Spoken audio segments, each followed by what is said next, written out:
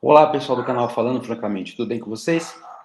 Nesse vídeo, eu quero falar sobre uma das formas por meio do qual, ou por meio das quais, o exercício estimula e trabalha com a imunidade, né? Então, esses benefícios, esses efeitos, né, leucocitose, aumento das células na corrente sanguínea na hora do exercício, migração, toda uma série de efeitos que o exercício tem, é, uma parte dos efeitos, né, uma boa parte, segundo esses autores, se deve ao efeito do sistema simpático, da adrenalina, noradrenalina, né, das catecolaminas sobre a imunidade. Então, vai destacando várias coisas, né, nesse trabalho, e basicamente uma coisa importante, que até tem uma relação aí com alguns vídeos anteriores, né, como, por exemplo, eu falei lá do estresse crônico e câncer, e enfatizava bastante, olha, às vezes um hormônio, uma substância, ela tem um efeito agudo, e cronicamente vai ter outro efeito. Então aqui é bem interessante esse trabalho, porque ele comenta que, por exemplo, os efeitos agudos, né, os aumentos agudos aí da catecolamina do exercício,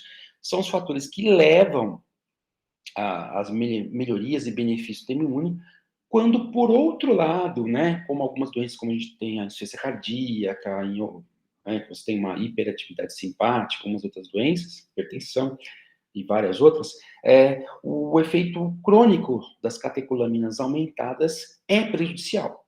Então, bate com aquela ideia que a gente falou, por exemplo, do efeito crônico dessas catecolaminas aumentadas no câncer, né? Então, se por um lado, aqui ele fala, se por um lado, boa parte dos efeitos do exercício são no sentido de aumentar a imunidade, melhorar a imunidade, o efeito crônico é negativo. Então, ele justamente usa a ideia do exercício para quebrar esse efeito crônico. Então, vou imaginar assim, no hipertenso você tem uma hiperatividade simpática, inclusive a gente tem, né, conhece dados sobre isso, e com exercício, indivíduos indivíduos com CKD ou hipertensos, essa hiperatividade simpática, ela vai diminuindo. Isso é importante. Por isso, vamos pensar assim na insuficiência cardíaca, porque essa hiperatividade simpática está associada à mortalidade. Então, o exercício reduz essa hiperatividade simpática. Tá, ok? Então, ele fala de vários aspectos aí do sistema das catecolaminas, sistema simpático. Então, fala que as catecolaminas atuam lá por receptores, né?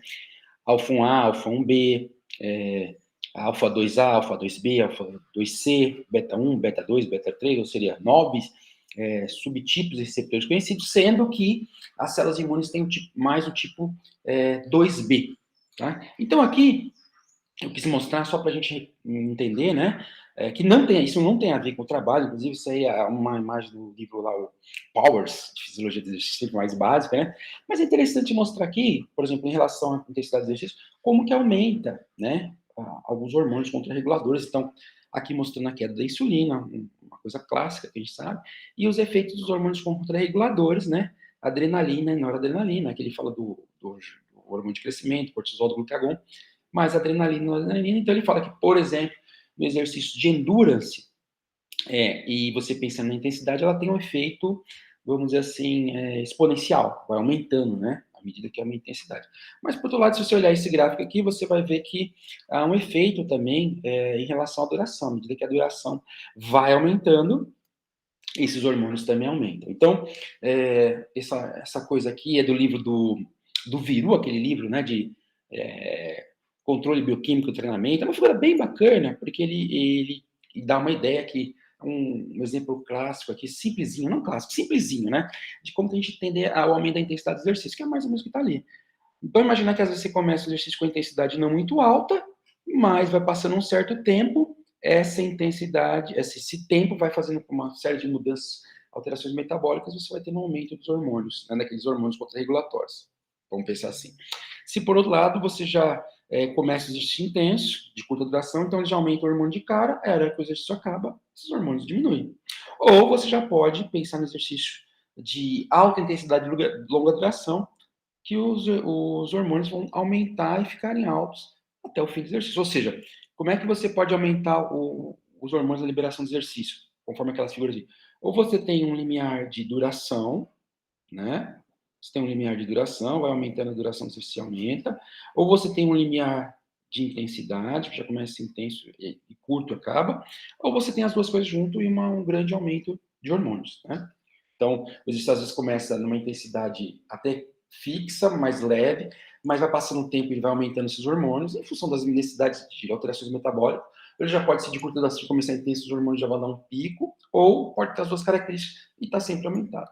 Então, o que ele fala aqui no trabalho? Né? O exercício ele vai tendo várias facetas. Então, por exemplo, uma delas, esse efeito de migração de células, né? Então, que é esse efeito aqui?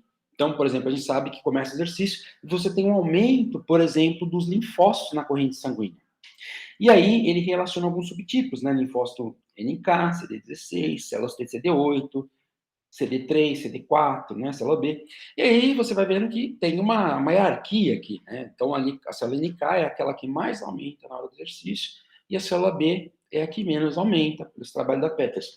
E isso é só para mostrar que esse aumento está relacionado, né, com a densidade de receptores adrenérgicos. Então a célula NK que tem maior densidade de receptores adrenérgicos tem uma liberação maior.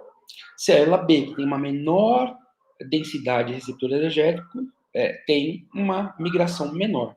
É só a gente gravar vídeo que começa a cachorrada, passarinho, é interessante isso.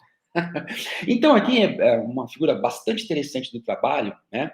Olha o que ela mostra. Que indivíduos que estão sob estresse crônico. Então, estresse psicológico crônico, né? Ansiedade, depressão, estão estressados em termos psicológicos. O que acontece? Eles ficam, ou a insuficiência cardíaca, ou a hipertensão, aquelas situações onde a atividade simpática está cronicamente aumentada, ou por uma alteração fisiológica, tentando reajustar, ou seja, eu estou na insuficiência cardíaca, meu coração está perdendo função, eu tento, através de uma hiperatividade simpática, atividade do sistema renina-angiotensina, compensar isso, ou uma questão de estresse psicológico, de qualquer forma, vai aumentar. E o que ele mostra que é bem interessante é que você vai ter aqui uma diminuição da sensibilidade do receptor adrenérgico beta 2. Né? Então, o receptor, se você fica cronicamente com atividade simpática, ou seja, muita catecolamina aumentada o tempo todo, você dessensibiliza o receptor. Isso faz com que a sua resposta basal ao estresse seja prejudicada. Então, eu tenho pouca tolerância ao estresse. Então, se o indivíduo mais suscetível já tem uma condição ruim, aí eu pego uma infecção, um outro tipo de estresse, né? Isso não vou responder bem a isso. Por outro lado, se você pega, por exemplo, o indivíduo que é sedentário, ele tem uma baixa liberação, porque ele não faz nada, não tem aquele estímulo, né? Nunca faz nada. Por outro lado, então, consequentemente, vamos pensar assim, ele tem uma baixa liberação. E também isso altera a sensibilidade do receptor, faz com que ela caia. Então, tanto o estresse crônico, a liberação crônica, né, pelo estresse da vida, como o sedentarismo, pela baixa liberação, dessensibilizam, tornam essa sensibilidade do receptor inadequada ao funcionamento dele, baixando a nossa responsividade ao estresse. Aí, por outro lado, quando você pensa no exercício, né, pensando lá, como eu falei, no exercício de endurance, eu comentei, ele fala que a liberação, né, a gente viu os gráficos, ela vai aumentando à medida que aumenta a duração, ou ela já é mais exponencial, o cheiro já começa intenso. Aí na musculação, Frank, bem, na musculação, isso vai depender da quantidade de massa muscular aumentada, o porcentual que eu uso dessa musculatura, a densidade, né, a relação de repouso para atividade, né, o volume. Então, esses 4 fatores, né, a quantidade de massa, como estou usando a massa, a relação de repouso para atividade e o volume também vão determinar esse aumento. Mas, de qualquer modo, no exercício, qualquer tipo de exercício, você vai ter um padrão assim, né? Durante o exercício ela aumenta, e aí você fica entre uma sessão de treino e outra baixa, no exercício aumenta, entre uma sessão de outra baixa. E o que isso faz com os receptores beta-adrenérgicos? Aumenta a sensibilidade deles, né? Então, ele está falando de que aumento de APA. Porque os receptores beta-adrenérgicos são via proteína G, aumenta o MP cíclico, proteína quinase A, enfim. Mas aumenta a sensibilidade. Isso vai ter vários efeitos, como, por exemplo, aumento da biogênese mitocondrial, aumento no imunometabolismo, na forma adequada com que as células usam o metabolismo, né? Menos aquela forma glicolítica aeróbia, mais aquela forma aeróbia. Isso vai aumentar a sua resposta basal ao estresse. Vai melhorar a distribuição de células T, de células NK, né? Então, quando a gente fala aqui, ó, só aqui, ó. Aí você fala assim, bem, o exercício começou aqui, liberou adrenalina, aí as células aumentam. Opa! Acabou o exercício aqui, né? As células diminuem. A questão é, para onde essas células vão? Elas vão para os tecidos, como o pulmão, vão para o baço, né? E nesses tecidos, vai para o baço, o pulmão e outros locais, essas células vão mais alertas, entre aspas, né? Porque elas foram estimuladas pelas catecolaminas e elas vão para os tecidos com uma atividade de imunovigilância, né? Capaz de deter células mais velhas, células com vírus, células que estão virando células tumorais, e eliminar essas células, tá? Então, é o que ele está falando aqui. Isso vai te gerar, por exemplo, uma proteção contra patógenos e contra tumores, né? Então, olha que interessante. E como eu falei, a, a constância, seja ela uma constância baixa, vamos dizer assim, pelo sedentarismo, seja uma constância alta pelo estresse crônico ou por alterações fisiológicas como a insuficiência cardíaca, dessensibiliza o receptor, enquanto aqui sensibiliza e dá esse efeito. E aí os autores continuam mostrando algumas coisas interessantes, né? Então, por exemplo, aqui fala da adrenalina, noradrenalina estimulada durante o exercício, isso ativando lá as células, os linfócitos, as células imunes, conforme a sua sensibilidade, conforme a sua quantidade de receptor, né? Isso ele está falando aqui, né? Vai mobilizar linfócitos no sangue e depois vai levar eles para os compartimentos. Se você usar, por exemplo, um beta-bloqueador, esse efeito fica em parte bloqueado, tá? Então, para mostrar que realmente é um efeito beta 2 lá. E aí ele fala, por exemplo, que um outro aspecto interessante é que a adrenalina, as catecolaminas, elas interagem com a interleucina 6, com o miocino, ou seja, promovendo a liberação dela, e a própria interleucina 6 promovendo o estímulo também das células imunes. Né? Então, ele está falando assim, ó, citocinas, então ele coloca ó, interleucina 6 liberada do músculo contrátil, facilita o tráfico, né?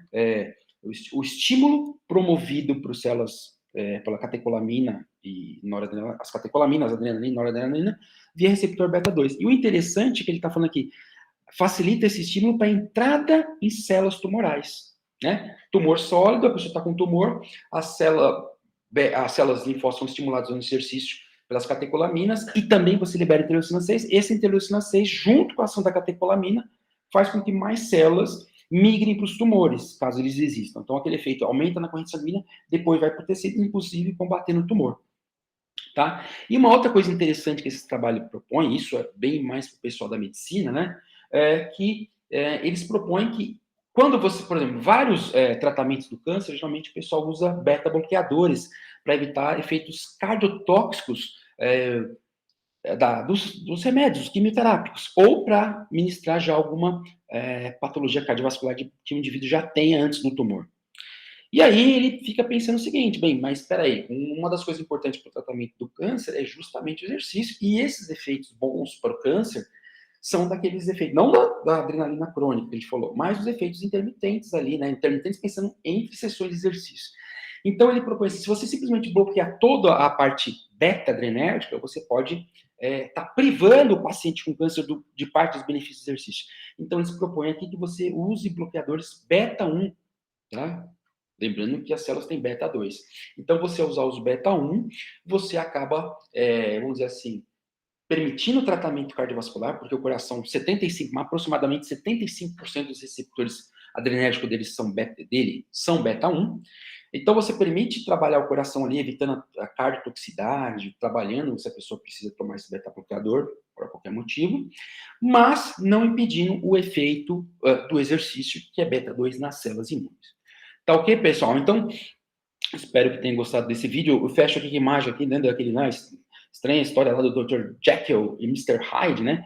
Porque, para brincar com aquela ideia que na hora do exercício, quando é intermitente, é uma coisa boa, né? É como se fosse brincando com as duas faces das catecolaminas, né? Uma face boa, seria o médico e tal, e uma face ruim, que é o efeito crônico. Então, a face aguda, exercício agudo e tal, o lado bom, que é aquele que estimula o sistema imune, e o lado ruim, que não só prejudica o sistema imune, como promove várias patologias, que é o efeito crônico, tá ok? Espero que tenha gostado desse vídeo, deixe seu like aí, e até uma próxima. Abraço!